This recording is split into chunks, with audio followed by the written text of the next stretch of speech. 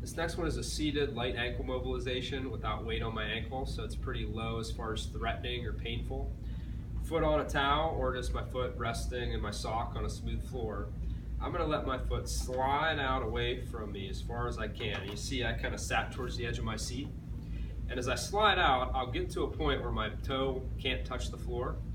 At that point is where I want to stop, and I want to feel like I'm trying to press my big toe into the floor.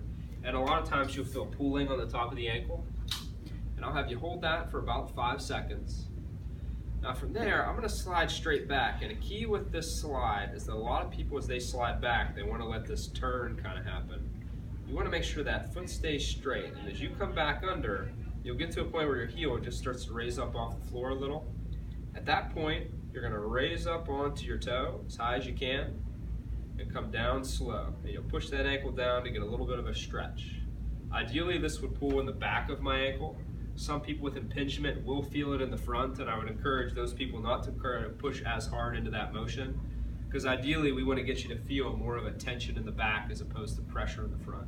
So I would pump in and out of this motion slowly 5 times. Working in and out of that heel raised position without the weight through my ankle that I typically would do in standing.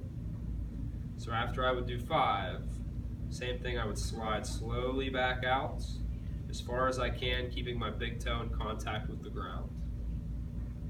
Making sure as I come back that foot and ankle stay straight. Sometimes people do this in front of a mirror because without knowing it, things like this start to happen. All right, so nice and straight, just where my heel raises up a little.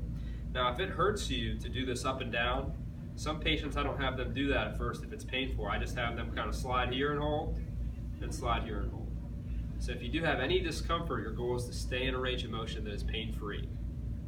And you would try this if you're doing the pumps, 5 pumps, and maybe 5 seconds out in front, repeating that 5 to 10 times. If it hurts to pump up and down, you would just go from one to the other.